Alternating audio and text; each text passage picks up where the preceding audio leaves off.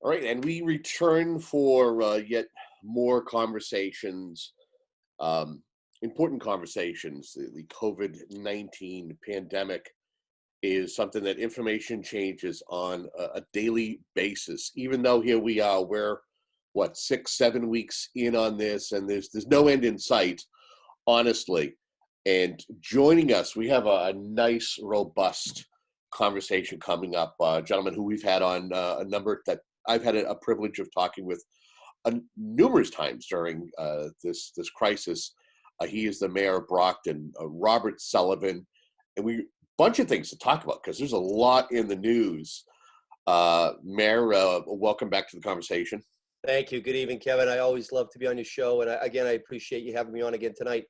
I think the first part of our conversation has to start with a gentleman that both you and I know, not only someone who served his country in World War II proudly. He was one of those gentlemen when, as a news reporter, I would always seek out during Veterans Day or Memorial Day, or just to talk to in general. Former city councilor, somebody who served the city as an elected official, somebody who I worked with in radio. I remember my early days at BET, and I would come in on a Friday, and you had people lined up out the door at the old Enterprise building there in the in the Enterprise block, if anybody remembers where BET used to be. You had people come in and sing on the radio with them because he just loved to sing. If it was a Dean Martin tune or whatever it was. We heard George Cataldo has passed away. Well, what are your thoughts on that? I mean, you hit it on the head. He was a gentleman. If you look at the definition of gentleman, that's what George Cataldo was all about. And greatest generation, a true patriot, and just a genuinely great human being, elected both in the ward and councilor at large here in the city of Brockton. And he passed in Florida. He was just everywhere. He was a community activist. He was an entertainer. As you said, he loved the Rat Pack and Sinatra and Dean Martin and Bennett. And he was just a true gentleman. And in his later years, he would volunteer. And if you went into the mayor's office, whoever the mayor was at the time, George would greet you, and always dressed for success with the, he was like Beau Brummel, the colors, and it was just unbelievable. But it's a sad loss. I mean, as the mayor and as someone that considered him a friend, I'm really saddened. We are losing a lot of the greatest generation. And again, our thoughts and prayers go to George and of course, his surviving family. Is there any thought to when we finally breach the new normal of doing anything special in his memory? Absolutely. I mean, when I found out about it, I do a weekly department heads meeting, and as soon as I opened the meeting, we took a moment of silence for George, and we're in the works right now doing something that would honor him within the city, long-lasting name. And again, we're working diligently with the ward councilor to see, what's the right thing. But there'll definitely be something named after George Cataldo in the city of Brockton. Fantastic. Let's segue into some of the news that Brockton is been in the news the past week or two. The most relevant thing I would say is today. Big news in regards to the COVID-19 in Brockton High School. There's a testing area. Is that correct? Absolutely. I want to thank the state. This is what happens when the state and a city and healthcare facilities work together in a collaborative approach. We've been teeing this up, Kevin, for weeks now, and Sue Joss, executive director of the Neighborhood Health Center, who actually was Governor Baker's guest speaker last Friday at the press conference. So it was Sue Joss, Kim Holland, he's the CEO at Signature Healthcare Brockton Hospital.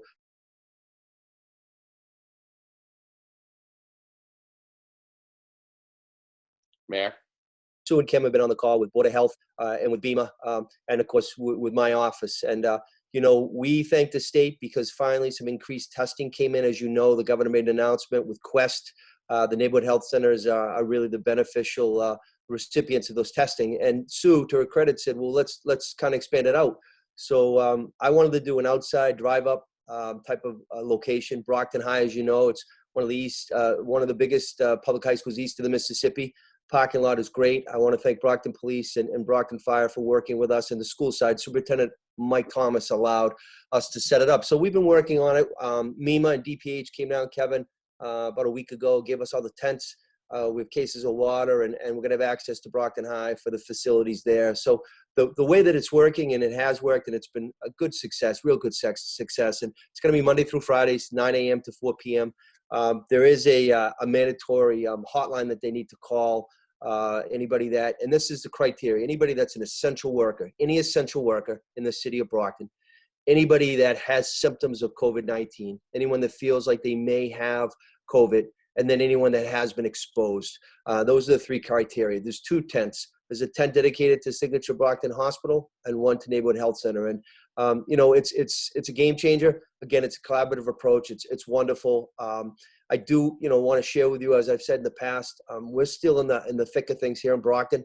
As I speak to you, over 150 have passed away. 150 residents have passed away because of the coronavirus, and thoughts and prayers go to the deceased and, of course, the survivors. But active cases right now, we're almost at 2,500, meaning current active positive cases. And total cases, since the state started calculating, we're up to 3,000. So I know other municipalities, Kevin, are seeing somewhat of a stabilization or decrease. We're not there yet. God willing, we'll get there soon. But it's the steps like what started today at Brockton High that's going to be really, really helpful. And as we move forward to try to minimize and mitigate this deadly virus. I know that when you and I have spoken the last couple of times, I think I ask you this just to see if there's any change. Do you feel as though people in Brockton, do you feel as though people here in the Commonwealth are taking this seriously? Brockton is one of the top 3 communities right now that is seeing high numbers when it comes to positive cases. What are your thoughts? Yeah, I mean, I have to say, I'd say a vast majority of people that live in the city of Brockton are indeed adhering to the health guidelines and doing it the right way. But there are people that aren't. And, over the weekend, again, I had to have Brockton Police go to a house party and break that up. And again, the weather was unbelievable on the weekend. So I get people going a little stir crazy. I get that. And getting out in your backyard and breathing some fresh air, or maybe exercising within the parameters of your own yard is fine. But it's just not acceptable right now to break what the governor is saying, what the mayor in the Brockton has declared when I declared that local emergency. So I have to say, again, I'm hopeful that we're going to continue to work together to get where we need to be. We're not there yet, Kevin, and it is frustrating. Someone had said to me, "Hey, you sound like a broken record." But I'll keep being a broken record until I hammer the point home. Now, I do want to commend the governor for extending his executive order. It's definitely the right thing to do. And at the end of the day, listen, I'm the mayor of Brockton. I'm a Brocktonian. I'm a dad of 3 young kids. It's a scary time. I understand that. But again, we need to work as a community to be able to get the message out. And Brockton is such a beautiful, diverse community, Kevin. So I'm happy to say that I reached out to Mike Thomas, the superintendent of the schools, last week. And I said, "Hey, Mike, I was driving to work today, and I thought maybe on the lunch handout every day, Brockton's a free community, right? We do lunches every day, and we do breakfast every day. I said, we're going to pass out just simple pieces of paper, brochures, explaining again social distancing. There's a city curfew mandatory, 9 p.m. to 6 a.m. and let's do it in multiple languages." And he said, "Yeah, it's done. Let's do it." So that's starting this week, which is great. We're also working with the state, Kevin, to do a citywide mailing to every house in the city of Brockton, multiple languages. Again, our friends at MEMA and DPH are working with that. And Lieutenant Governor Karen Polito has been a great ally, great partner, calling me on a regular basis. And the other 2 individuals on the federal level, and I said this before, and I'm really, really thankful, is Congressman Stephen Lynch and U.S. Senator Ed Markey. They're reaching out. They're helping us. We're getting our testing increased. The contact tracing services that Governor Baker allowed in Brockton to start last week is a game changer. As you know, Kevin, we only have 1 health nurse for the city of Brockton.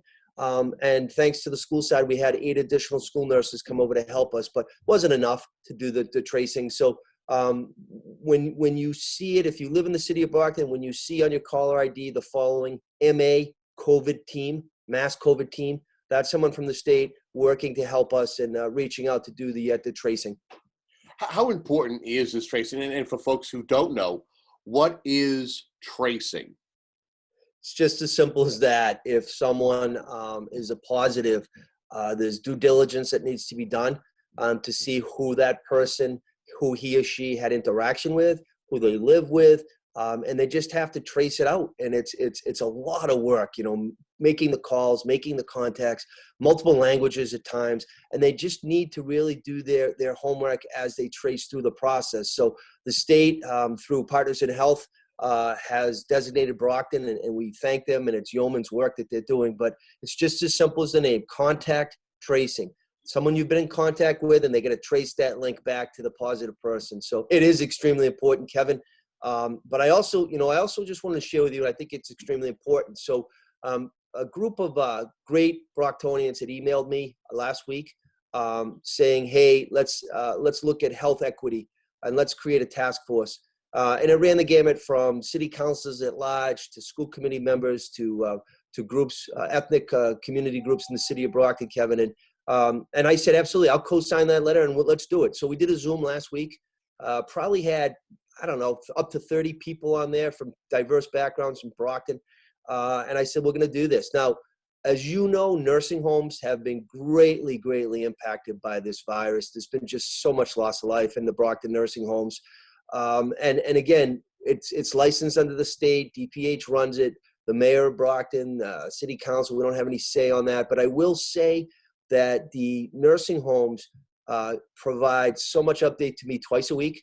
All of them get on and they share everything. So the task force, and the whole purpose of the task force is working together to create some change system-wide. And it's really going to be the Zoom call was wonderful. We're not going to stop it. We need to move forward. And we're all in this together. And I said that. I keep saying that. Let's roll up the sleeves. I'll welcome any help anybody wants to give, because at the end of the day, this virus is just killing people. And we don't know, as right now, age specific, gender specific, ethnic background specific. We don't get that information in Board of Health in Brockton. We get number specific. So this data is extremely important as we move forward in a collaborative manner. I think it's worth noting that this Wednesday, I believe, starts something that Governor Baker has instituted: folks wearing masks or face coverings, unless you're under the age of 2, if you're out in public. Do you see that people are going to adhere to that? And is that something else that you and the city officials will have to kind of keep an eye on as well?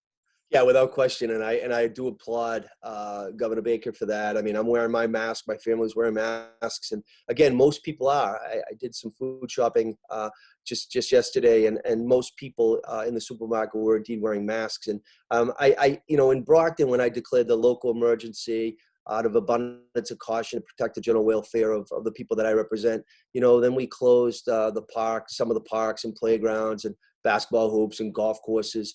And then, I made it a mandatory curfew, Brockton police have been helping me move people along. We haven't fined people. We haven't arrested people, but, we could.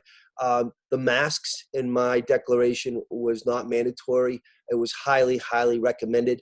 Governor has changed that, and I thank him for that, because I was really at a turning point to do that myself. So, it's really it's an effort right now that is being done really to try to stop this deadly disease. And you and I both know, Kevin, the scary proposition is whenever we get through this, whatever that means, there could be and there will be a second surge. We just don't know what that capacity means and how that's going to play out. But again, I'm urging everybody, please, please, please, do every safety precaution. And then also, again, I'm going back to that contact tracing, because it's just the contact tracing is so important, because it's informing us as a municipality, as a city, who's been exposed. And then we're going to respectfully ask quarantine solutions so that, we can watch those symptoms. So listen, as the mayor of Brockton, I have a great responsibility. None of us envisioned in the year 2020 there'd be a pandemic worldwide. When we're talking about loss of life, the worst part of my job, Kevin, 4:00 every day, I get the updates.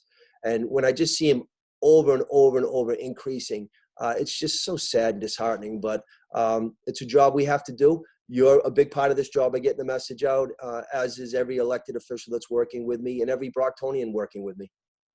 Again, if you are just tuning into this segment, the ongoing segments that I've tried to share with the viewers, the listeners of whatever media outlet that I'm a part of, we're speaking with Brockton Mayor Bob Sullivan, who has been at the forefront, again, the largest community in Plymouth County, and dealing with this, and is very forthcoming in regards to some of the things and initiatives that he and his community are trying to tackle. Knowing that you have multiple medical centers, you get the neighborhood's health center. You mentioned Sue Joss earlier. You've got the Signature Healthcare Brockton Hospital. You've got the Good Samaritan Medical Center, and you've got the VA, the hospital there. Have you had a chance to have regular discussions with their administrations to see how they're holding up and what they're seeing for surge numbers? Yeah, I mean, every Monday and Wednesday and Friday, 3 times a week, I have those institutions. The VA, they were on the first week. They've dropped off. They've been giving updates through our veteran service agent in the city of Brockton as well. So again, Good Sam's on every week. Signature Brockton Hospital. I also extended it to High Point and also Father Bill's Mainspring. And of course, Sue Joss and Neighborhood Health Center with Board of Health and Beamer. They've been very frank. I mean, I think we're going on to almost 2 months now of doing these 3 times a week. And I appreciate everything they're giving. And I said on day one, listen, we just got to figure out how to share best practices, ideas. We put competition aside. I don't care what hospital you work at. It's about saving lives. And one thing that is really awe-inspiring to me are the people in the front line, the nurses, the doctors, the physician assistants, the techs, the custodians, the cafeteria workers at the hospitals. And that goes on the same thing in the nursing homes. I mean, these folks, Kevin, are putting their lives on the lines to save lives. So I always ask this simple question. After we go through all the details, I always ask, be it, Kim Holland or Sue Joss or John Yazinski over at Father Bill's or Matt Hesketh, the Good Sam, I always say, how is the team doing at your institution? How are the workers? How are the employees? Because it's got to be such a strain, mental, physical, emotional strain. A good thing that was done last week, show of support, was a caravan, a parade, a caravan that we did in Brockton. We had done it 2 weeks ago on a weekend, the Good Samaritan. It was police apparatus, fire apparatus, DPW, as far as Somerville, Massachusetts came down, and Kevin Partridge over in Easton, and Steve Hook and at BEMA. And again, it was a mutual show of respect to thank the people at the hospital. And also it was vice versa. They were thanking all the frontline law enforcement and people making a difference on the streets. We just did that again last week. It was a beautiful day. Did it at Signature Brockton Hospital. It was awe-inspiring. I was in there with my mask and everybody was social distancing, and it's just a win-win. We got to keep the morale up, because I'll tell you, it's disheartening to have to deal with this on a regular basis. But, that's what we're charged to do. And I just applaud all the healthcare professionals. They have it in their fabric to jeopardize their lives, to save lives, and thank God that they do. I have to ask this. You mentioned High Point, and knowing that, one of the things that communities have been dealing with, not only here locally and across the Commonwealth, but across the country, and that is the drug epidemic. And I know I've heard reports over the past week or two that in some communities on the South Shore have seen a little bit of a spike when it comes to drug overdoses. Is that information that makes it into your office, that you hear updates that there are issues with drug overdoses, or is that something that hasn't correlated with the COVID-19 pandemic? Yeah, I mean, that's an interesting proposition. I myself have not been informed of any uptick on overdoses, thank God. Of course, the drug epidemic is a tsunami, and it just continues to kill young and old, white and black, gay and straight. It doesn't discriminate, it's killing. And again, thank God for someone in my office, social service director, Corin Capiello. She works on such a regular basis through the Champion Plan. Late Mayor Bill Carpenter created that, and I've supported it. I've embraced it. It makes a difference. Brockton Fire Chief Mike Williams, Brockton Police Chief Manny Gomes, they give me updates on a regular daily basis. I haven't heard that yet, Kevin. I know that You know, drug dealings and drug arrests are still ongoing. Crime is still continuing. You know, it doesn't take a backseat to a virus, but we have brave men and women out there every day, you know, putting their lives on the line on a different front to keep a crime down in the city. So I haven't been informed that. That's interesting. We can follow up on that. You know, I do get the regular updates when they have to do Narcan and when there is an overdose, but I haven't seen that. I have heard, though, in the city of Brockton, increases of breaking and entry and stealing, which is just disheartening. So I am urging everybody, again, if you have a house alarm, alarm it. Stay diligent for your neighbors as well. Keep an eye, and don't hesitate to call Brockton PD or 911 if need be. You think a part of the increase in breaking and enterings is to the, I mean, we see so many businesses that have shuttered, whether they're restaurants or small businesses that are having folks stay at home that they've had to close because they're not deemed essential. Do you think that might be the cause of the uptick in breaking and enterings? Well, I mean, I think there's a lot of probably root causes to that. You know, people are definitely hurting financially. That's just a fact. People are probably getting a little stir crazy around the house. And then again, you know, society has criminal activity ongoing on a daily basis. So, you know, I'll have to kind of just monitor that with police, and we are doing that. And, you know, we have our state police presence through the DA's office downtown Brockton, and we have FBI presence. And so again, we're all you know, all marching towards the same thing. Right now, my main focus is on COVID and trying to save lives in the city of Brockton.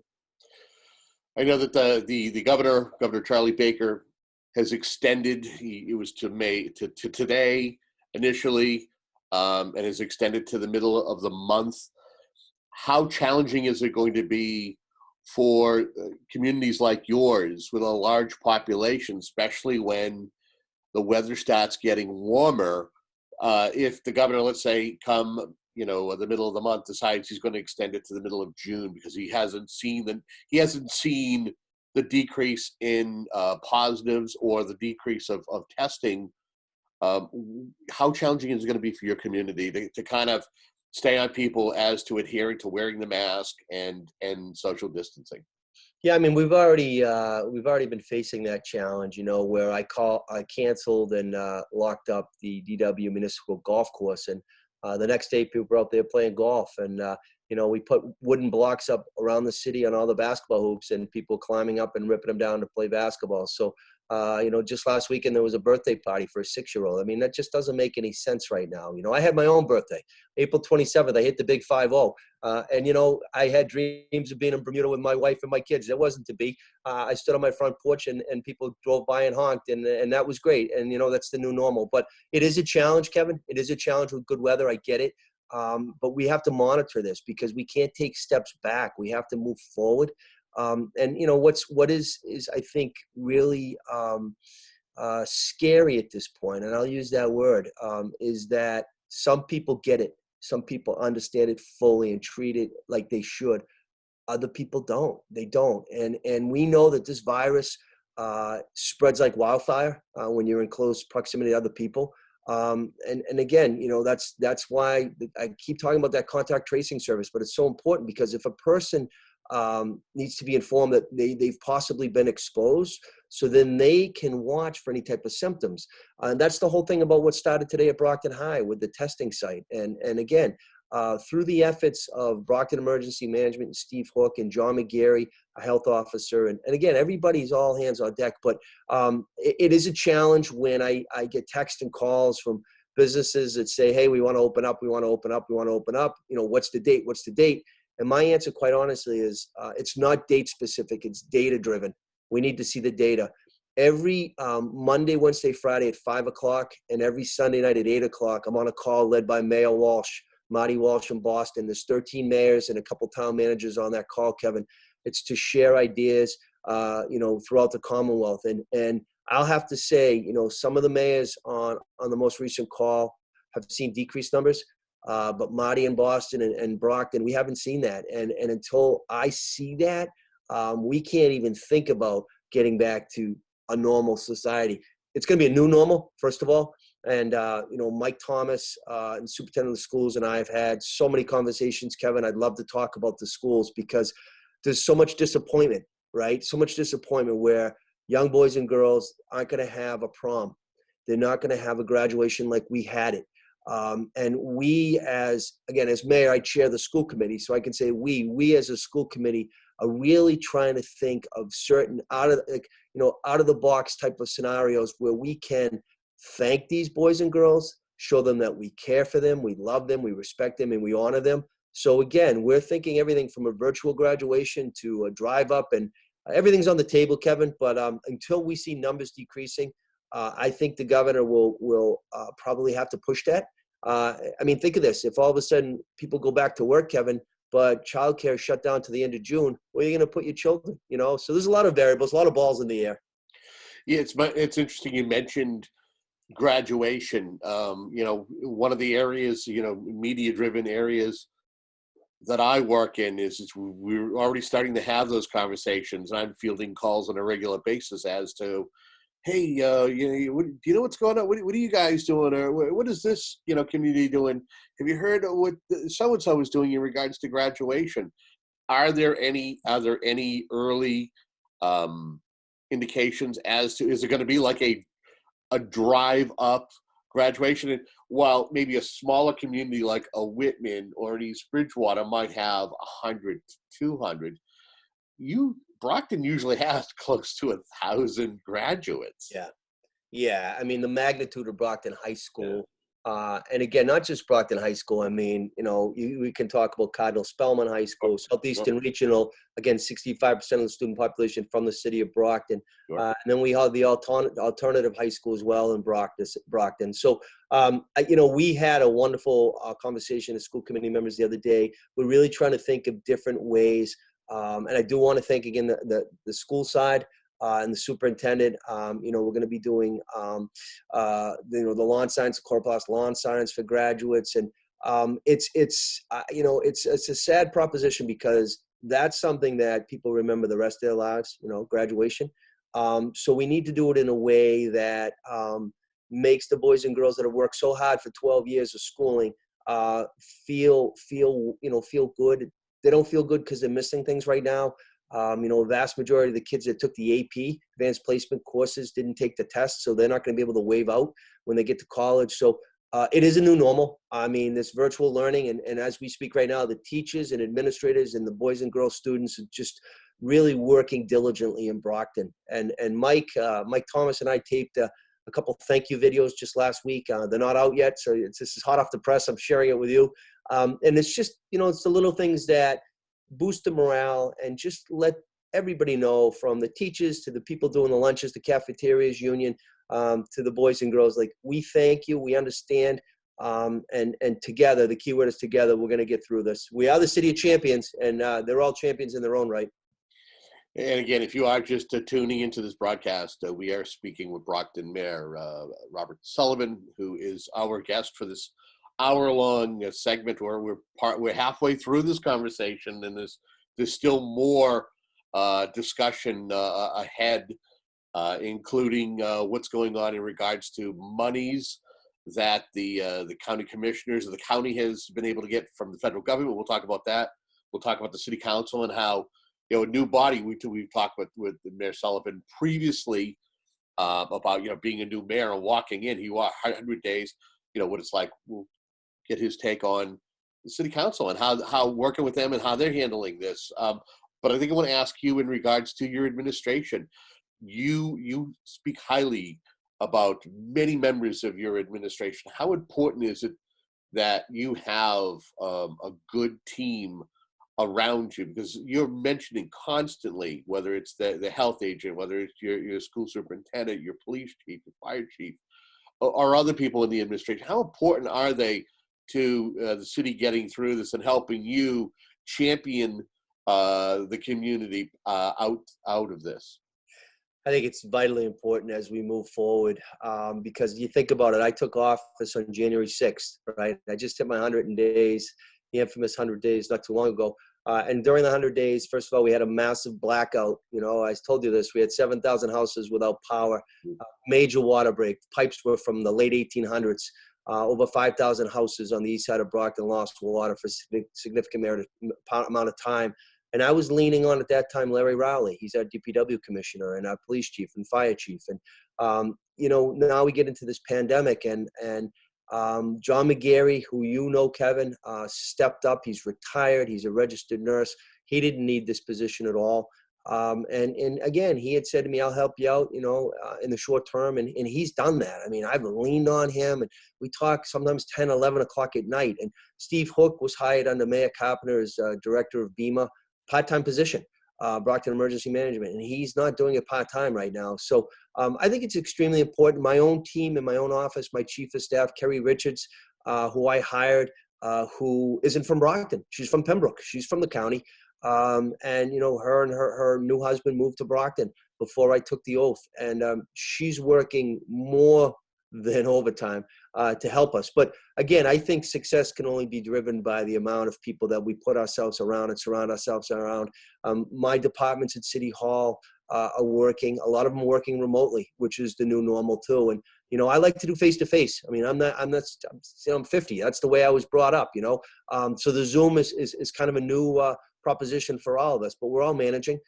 I will say that the city of Brockton this month in May will be doing virtual planning board and zoning and conservation commission, things that we haven't done. We've put everything on hold out of abundance of caution, but we need to move forward. And my 2 times a week calls with the business sector and one time a week with all the local banking institutions, I thought it was important, Kevin, and I've been doing this every week since this pandemic hit, not just Brockton, hit the United States.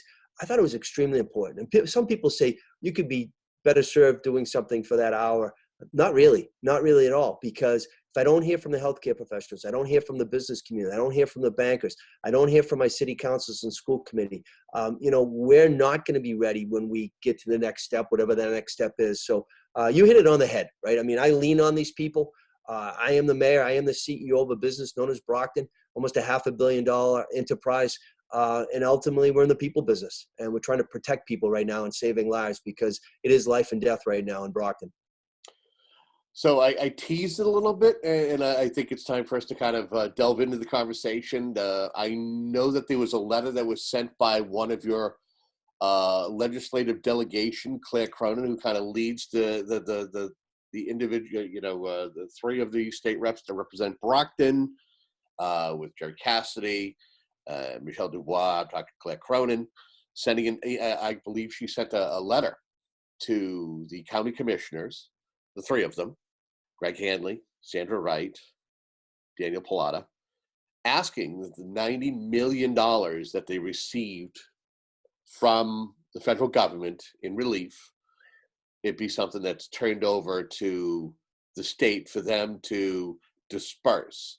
And there's an ongoing battle on the Serengeti, and I believe today was kind of a drop-dead date for some kind of an answer, some kind of response. Give me your thoughts in regards to this, what's going on with these monies and the state getting involved with a fight with the county. Yeah, I mean, I want to be clear on this. I have great respect for the county officials. I really do. They're good public servants. They're actually friends of mine. I was the Brockton representative to the Plymouth County Advisory Board for a dozen years. I resigned when I became mayor, and I appointed my good friend Wood for City Council Attorney Susan Nicastro. Susan's the representative now. When I heard about this from the county, first, the regulations, I don't think had been promulgated as much, where everybody was clearly aware of what the restrictions were on this money. They had the right to apply. There's no doubt about that. And they did apply. The Commonwealth has respectfully asked that the money be assigned to them. Claire wasn't the only, Representative Cronin wasn't the only one that did a letter. I did a letter, and it was a co-signed by my dear friend, town manager, Melissa Rigi down in Plymouth. And Melissa and I signed the letter, drafted the letter. And in essence, it's humbly asking the county to turn the money over to the Commonwealth. Now, no disrespect to the county officials, but in my humble opinion, that should be in the hands of the Commonwealth. They'll be able to disperse it. They have, from day one, the ability to run it. And I know the county is working diligently to try to set that up. One thing I thought that I should do, is I'm the only city in the county, was to try to foster a meeting of the minds So a week ago today, last Monday, I first did a Zoom call with the state delegation, Representative Cassidy, Dubois, Cronin, and State Senator Brady, and myself, and Troy Clarkson, the CFO for the city of Brockton. We talked things over, and then I said, my suggestion is tomorrow, I'll like to do this again, and I want to invite other county officials. And I did just that. Dan Pilata, who's the chair of the county commissioners, joined. Tom O'Brien, the treasurer, joined. John Buckley, Register of Deeds, joined. Matt McDonough, the Register of Probate, joined. And the other two commissioners couldn't because of open meeting law, so Pilata was there as chair. And it was, I monitored it. I was the host. I let everybody speak. Everybody spoke freely. When I opened it up, I said, this is to share ideas. This is not to finger point, but let's see where we can get. It didn't reach any type of conclusion. I actually even offered to do a third call with Karen Polito, the LG, and that wasn't really welcome. So all I can say this, the county, it appears, feels that they have the means to move forward. The Commonwealth has sent a letter. The Inspector General has sent a letter. Mr. Heffernan, of course, the Secretary, had sent a letter. There's other municipalities in the county that don't favor this. Other counties have sent letter from Barnstable County. I know former Mayor Jack Units sent a letter down in Barnstable County. The county has the authority to do it. I'm asking again that they reconsider their position. And I just think Brockton will be best served. I can only talk about Brockton. We're best served by the Commonwealth. I think that's proven how the Commonwealth has really stepped up the efforts to work with Brockton when they saw the real negative impact that the COVID was having on our community, from increased testing capability to increased PPE and masks to setting up tents at a homeless facility to try to disseminate the amount of population, to working with us for the, again, the contact tracing services with Partners in Health, to allowing us the capability to do Brockton High School outdoor testing. These are the game changers, right, Kevin? So money is one thing. I'd rather have, in my humble opinion, $10,000 worth of masks that I could give our frontline staff than 10 grand to put and try to figure out how to spend it. But I will say this. I do think that it will be worked out. I hope. It's politics, right? But I know at the end of the day, from my perspective, I'd be much more comfortable with the Commonwealth getting the funds, and then me working with and continuing to work with Lieutenant Governor Polito, Governor Baker, MEMA, and DPH as we move forward. Because again, the amount of money is a big amount. $90 million is a lot of money, but it's also very, very, very restrictive on how that money can be utilized. So we'll see. I mean, they know where I stand. They know where Melissa in Plymouth stands.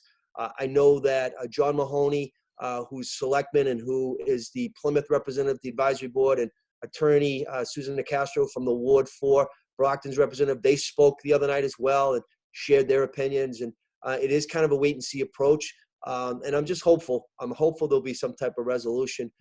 And ultimately, again, my only purpose and my whole role as a public servant is on the local level. I'm not a county official. I'm not a state official. I'm a Brockton mayor. I need to protect the interest of Brockton. So if you're just tuning in, we are speaking with the Brockton Mayor Robert Sullivan, and we've run the gamut so far, talking about a new testing site set up at Brockton High School, and what's going on in the city in regards to the COVID-19. And right now we're talking a little bit about $90 million that are in the hands of the Plymouth County commissioners, or in the hands of the county itself, not just the commissioners. So I ask you, Mayor, does this put the city of Brockton, does this put you as an elected official in a juxtaposition where I would believe that the city could seek funds from this $90 million? You can correct me if I'm wrong, you know best. Would it put you in an interesting juxtaposition between the state and the county if you sought the money or sought assistance from this $90 million? How would you be seen if you did so, you did not? So I've said this to the lieutenant governor. I've said this to the chair of the commissioners. I've said it to the treasurer. I've said it to Commissioner Hanley. My whole purpose as mayor is to watch out and protect the interest of the city of Brockton. I have a fiduciary duty when I was elected. It's a 2-year term. I hope to continue to serve in this capacity. I also said, and I was very blunt about it, we get our funding, our assistance from the Commonwealth of Massachusetts. We get our Chapter 90, our Chapter 70, the Student Opportunity Act, which again was going to be a game changer for Brockton Public Schools, right? 21 million was teed up to come here. It was the first time in over a decade that the school committee, and I chair it, took a vote, Kevin, to hire new teachers. We took a vote to hire 93 new classroom teachers and paraprofessionals. We had to put that on hold now. And that's sad and that's upsetting.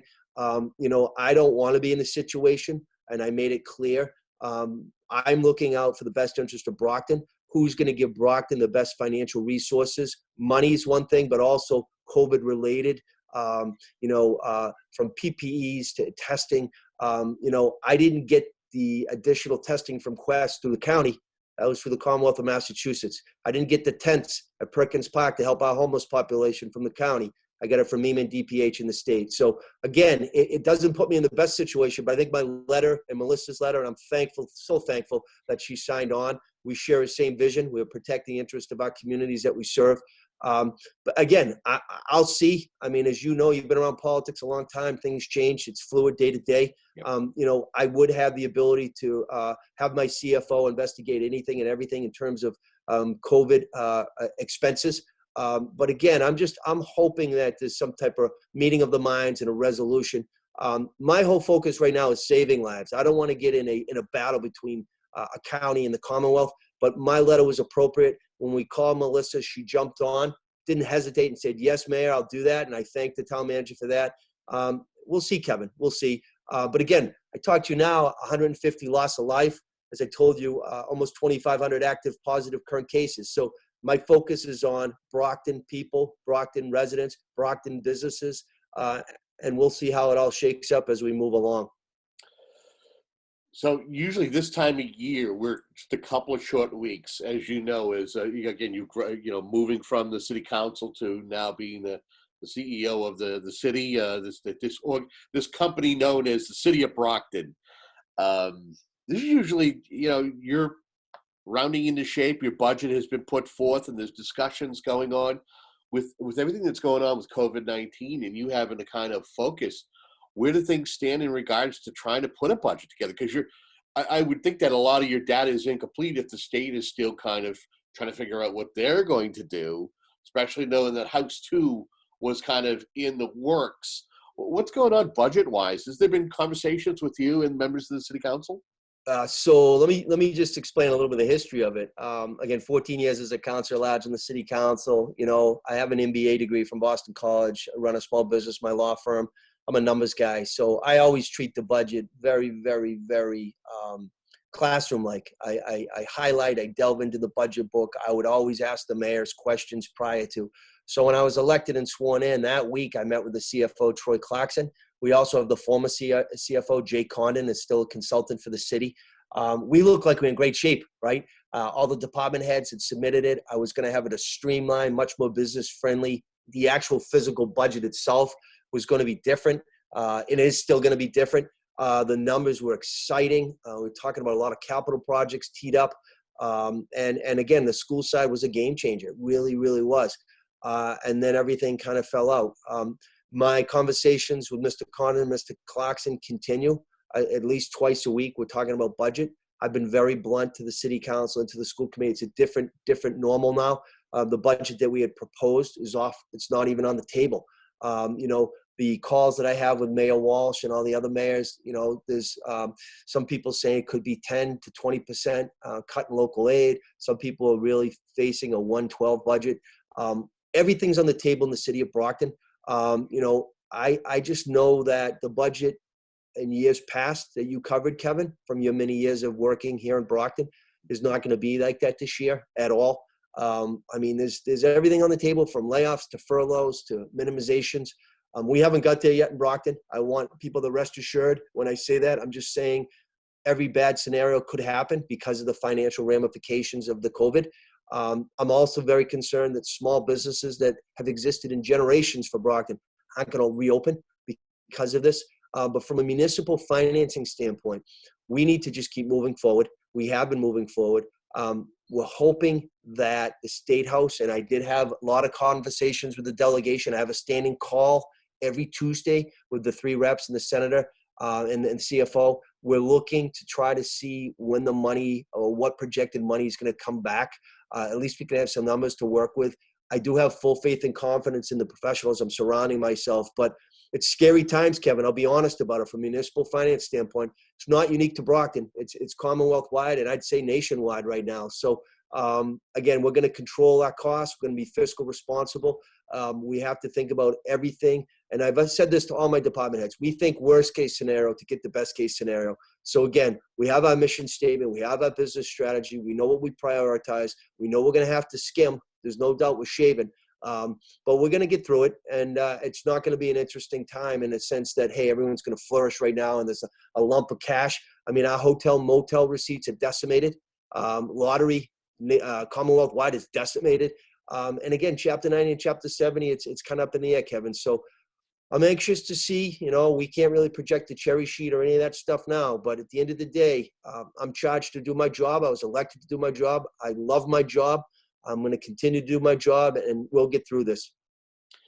How have you been handling this on the personal side of things? Because I know that you've dedicated a lot of time, around the clock time, to the city, not only because of this crisis, but as a whole. How have you been able to separate yourself from the job to spend time? I know you have children, you have a lovely wife.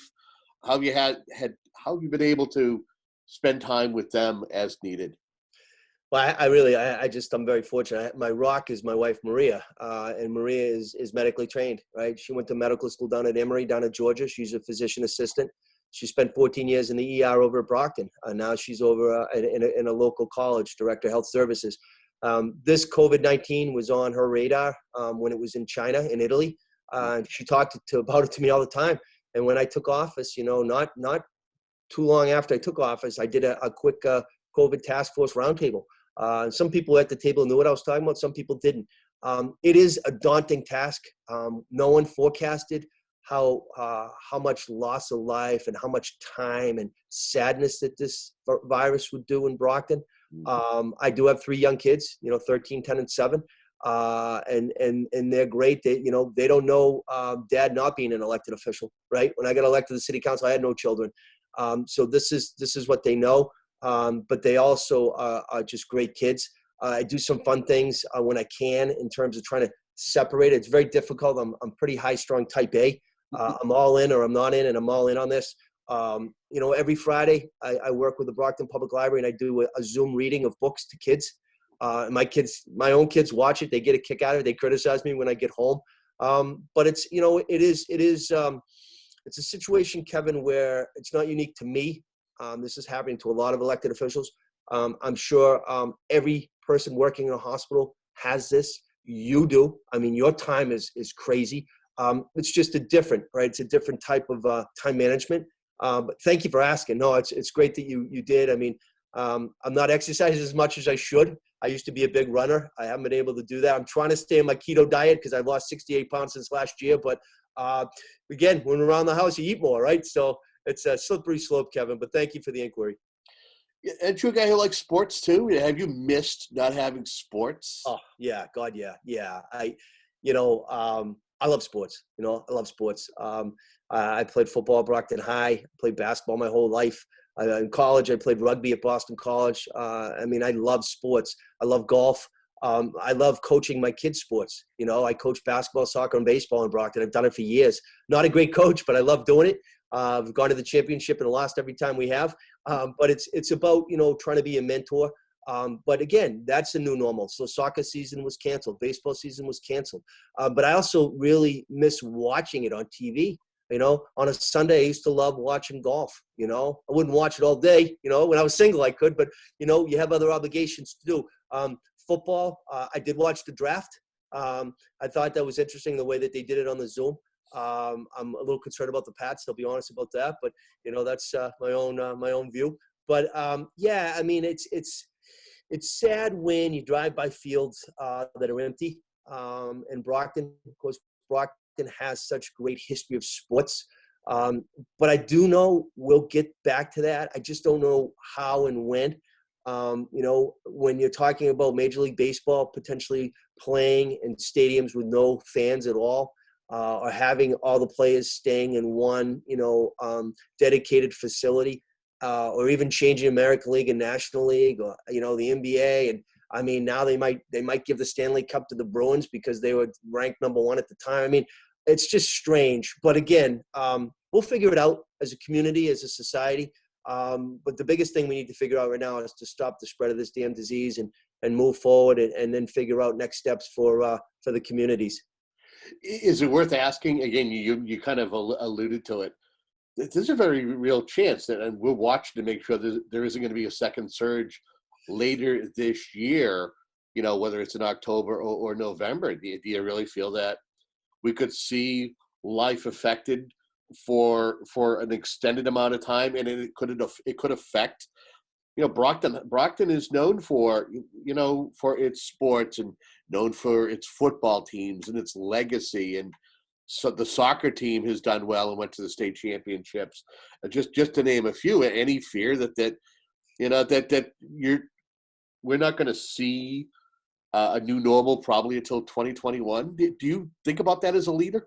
I do as a dad. One of my children had the lead in a play at Trinity Catholic Academy. That play's gone, and he was so geared up for it. So it's the little things, right, as a parent, and disappointment. But I also know that, it is fluid. We have to figure this out. Is there going to be a second surge? Every healthcare professional I've talked to said, yes, there is. We just don't know the extent of it. So we're trying to minimize it. And then what happens if that's in the fall and then influenza hits in the wintertime? So there's a lot of variables. I'm very fortunate to have the healthcare professionals in Brockton.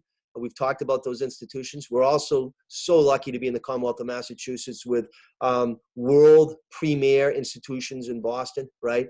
From the Brigham to Mass General to, just all of them. So Children's Hospital, world recognized. So it's a daunting task, and it's not just Brockton Public Schools or Brockton kids playing, it's Spelman, it's New Heights Charter School, it's Southeastern Regional. So we need to figure it out. We'll get there. We're not there yet. I'll be very blunt and put the cards on the table. We're not there yet. But it's going to be a new normal. Someone had said to me the other day, are the days of snow days off now in the Commonwealth, right? Because we now know we can do this virtual teaching in Zoom.